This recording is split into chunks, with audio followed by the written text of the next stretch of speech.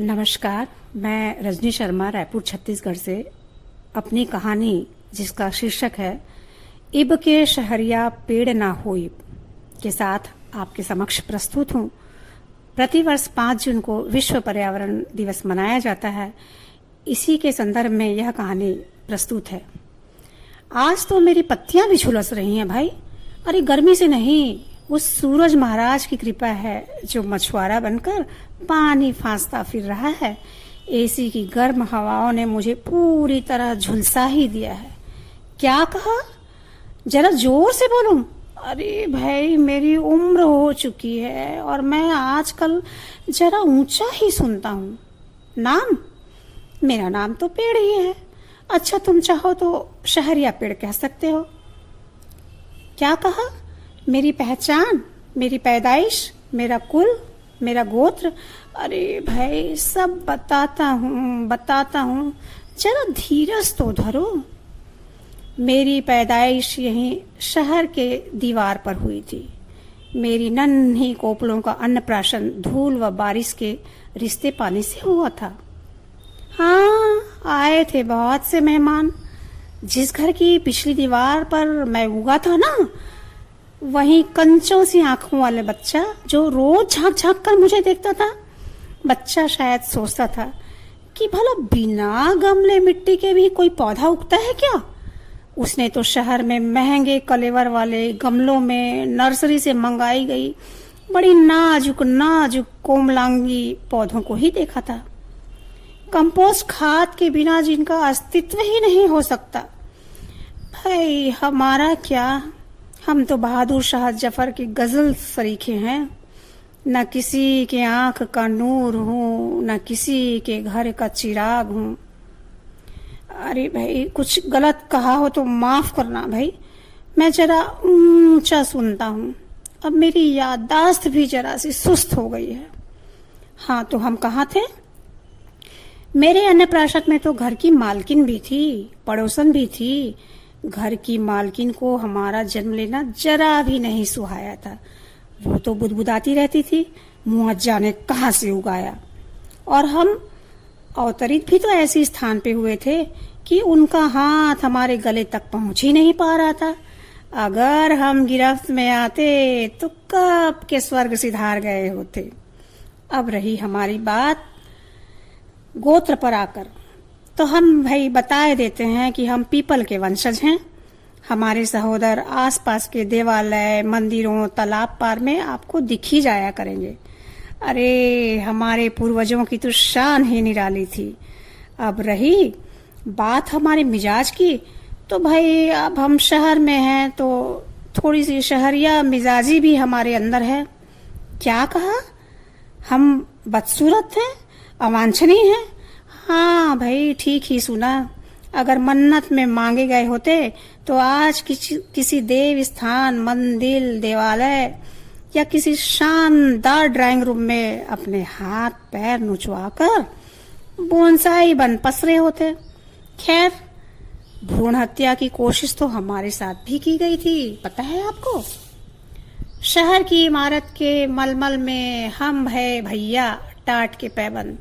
तो हमारी हत्या के लिए क्या क्या जतन किए गए थे। किसी ने दीवार से गर्म पानी जुतोया, तो किसी ने एसिड, पर दीवार से ऊपर नीचे बहते तक कुछ ही अंश हमारा जला, पर कोख हमारी बची रही, जिससे नई नई जड़ें पुनः फूटी। अरे, जवानी भी हम पर ऐसी आई कि गमलों में उगे पौधे की जवानियां भी अश कर उठे हैं। गदराया यौवन, बलिष्ठ शाखाएं, हरी तिक्त पत्तियां ऐसे लचकती थी कि जैसे कि इनके नोकों पर कोई नटनी करतब दिखा रही हो। शाखाएं ऐसे कि गमले के पौधे जिम जा जाकर भी पसीने से तरबतर हो जाएं तो उनकी बॉडी ऐसे ना हो। और रंगत का, अरे रंगत का क्या कहना, कहीं हरा, कहीं गहरा पीला, कहीं गहरा हरा, कहीं ललछम्वा, तो कभी कभी सुनहरे रंग की भी दिखती हैं मेरी पत्तियां। शहर की दोपहरी में सूरज मछुआरा पानी को फांसता फिरता है, तब तो हमारी लुनाई देखते ही बनती है। इस सूरज के घनत्व में जो तरलता है ना, वही तो हमारी छांव है। जब धूप चढ़ती है और धूप में छांव के बंटवारे होते हैं ना, तो हमारी पत्तियां बिल्कुल खामोश रहती हैं। सबसे ऊपर की शाखों पर धूप की कढ़ाई में मेरे पत्ते तले जाते हैं, तब भी उन्हें अपने घपचियाने को लेकर कोई मलाल नहीं होता, क्योंकि नीचे की पत्तियों को तो सूरज दादा छांव बांट दिया होता है। गमले के पौधे के ऊपर तो हरी ताल पत्रियां तानी जाती हैं भाई, फिर भी वे बेचारे झुलस ही जाते हैं। कीड़े मकोड़े पक्षियां कौवे जाने किस किस की बारात मेरे बदन पर ऐसे नाचती हैं कि साक्षात महादेव की बारात में जिस तरह भूत प्रेत मसान पिशाच नाचा करते हैं। जिसे जहां ठौर मिला वो वहीं आसरा बना लेता है। भाई हमको तो गमले के पौधे से बड़ी उलझन होती है।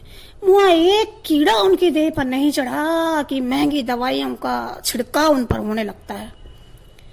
हमने तो गिलहरियों को भी न्योता दे दिया है। क्या कहा? शिक्षा दीक्षा? अरे भाई हम स्कूल नहीं गए तो क्या हुआ? मंदिर की घंटियों से जागना, चिड़ियों की चहचहाट से गिनती, हमारी भाषा धूप धूप में छाया के अनुवाद से होती है। ध्यान से सुनना, मौसम के अखबार में हमारा रिजल्ट निकलता है, बारिश में हमारी तिमाही होती है, ठंड में हमारी छिमाही की परीक्षा होती है, और बोर्ड की परीक्षा में तो हम तभी उत्तीर्ण माने जाते हैं जब पतझड़ में गिरे पत्तों से दो गुना ज्यादा नई पत्तियां हमारे देह की अंक सूची में नंबर भरते हैं। कीड़े मकोड़े पक्षी कौवे गिलहरी सब के सब हमारे परीक्षक क्या कहते हैं उसको, एग्जामिनर हुआ करते हैं, जो बिना लाग लपेट मौसम के पंचांग में हमारा रिजल्ट छाप देते हैं। शहर में उगने के कारण हमने बहुत बड़ी कीमत चुकाई है, आपको क्या बताएं। गांव के पीपल में जहां जुगनों की बारात सस्ती है, वहां शहर में हमारे तन पर तो हजारों बल्बों की झालर लपेट दी जाती है। इसकी तपिश से मेरे बदन में पूरे छाले पड़ जाते हैं। पर इनसे उनको क्या, बेगानी शादी में अब्दुल्ला दीवाना जैसे झालर का सेहरा बांधकर मैं भी नाच लेता हूँ। आज मैंने ऊंची आवाज में कुछ कहने की आवाज सुनी, अब इस पेड़ को काटना ही पड़ेगा, बेकार की गंदगी फैलाता है, जब देखो तब जगह मांगता फिरता रहता है, कभी इस डगाल पर कभी उस डगाल पर, और इस मांगता फिरता रहता है, कभी इस डगाल पर कभी उस डगाल पर। और इस मुस्टंडे पेड़ की मुस्टडई तो देखो, इसकी मुस्टंडई तो देखो, खा खा कर मुटा रहा है, इसके हाथ पांव इसकी जड़ों को फैला रहा है, बड़ा आया राम सेतु बन गया है, जिस पर फुदकती गिलहरियां छत पर सुखाई गई गेहूं को खा रही हैं, मिर्च कुतर रही हैं, और तो और इसकी दादागिरी तो देखो, इसकी छांव अब गमलों के पौधे पर भी बेजा कब्जा किए जा रही है। मेरा तो डर के मारे काटो तो खून नहीं। हे प्रभु, मेरी अर्जी कौन सुने। पर अगले ही दिन 2 पेड़ काटने वाले आ गए। दोनों ने मेरे अनावृत यौवन को तौला परखा, फिर कहा अभी इससे कोई खतरा नहीं है, इसकी टहनियों को काट छांट कर जरा छोटा कर देते हैं। फिर क्या था, चीर हरण हुआ मेरे तन को ढकने वाली शाखाओं पत्तियों को मेरे तन से हटा दिया गया। मैं शर्म से पानी पानी हो गया, जाने उन्होंने मुझे जीवित क्यों छोड़ा। रोज रात को ऑक्सीजन देने वाला मैं खुद ही आज अपने आप को निष्प्राण महसूस करने लगा हूँ। मौसम के हरकारे आते, पत्ते डाकिया बनकर संदेश सुनाते, गिलहरी सुख दुख बांटती। समय बीतता गया, शहर की धूल एसी की हवा से मेरी सेहत और खराब होने लगी। हाँ, मेरी उम्र हो रही है, पर आज तो समय से पहले ही मृत्यु आ गई हो ऐसा लग रहा है। बड़ी सियारी दरांती लिए 2 यम के दूत मेरे ओर बढ़े चले आ रहे थे। मेरी जड़ों ने मकान के टॉयलेट को जाम जो कर दिया था ना, आज तो मेरी हत्या निश्चित थी। पर मैं मरने से पहले अपनी वसीयत करना चाहता हूँ। मेरी अस्थियां किसी मंदिर में रख दी जाएं और कोख यानी मेरी जड़ों को किसी गांव में रोप दिया जाए। मेरी अस्थियों से किसी बूढ़े को लाठी मिल जाए, मेरी जड़ के सत्व से किसी मरीज का भला हो जाए। एकाध कोपल किसी चौराहे पर रोप दी जाए, जहां ये अपनी शाखाओं से, जटाओं से बच्चों की खिलखिलाहट, गिलहरियों की फुदकन, पनिहारिनों का कलश ठौर, संध्या दीपक रखने का अलाव बन सकूं। जानता हूं यह बहुत बड़ी ख्वाहिश है, बहुत बड़ी ख्वाहिश है। मेरा गुनाह मुझे पता है कि मैं पेड़ हूं। हाँ, मैं पेड़ हूं, वह भी शहरिया। शहर के कंक्रीटों के भयावह जाल में भला मुझ जैसे पेड़ का क्या काम। पर पेड़ तो पेड़ ही होते हैं ना।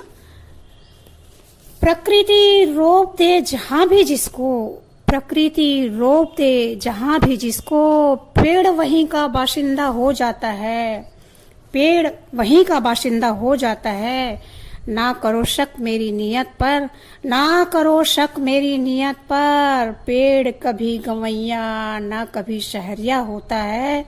दे दे जो एक मुट्ठी माटी और एक मुट्ठी आकाश, पेड़ उसी का हमसाया हो जाता है। पेड़ ना कभी गंवैया ना कभी शहरिया होता है। इब के शहरिया पेड़ ना होई। धन्यवाद।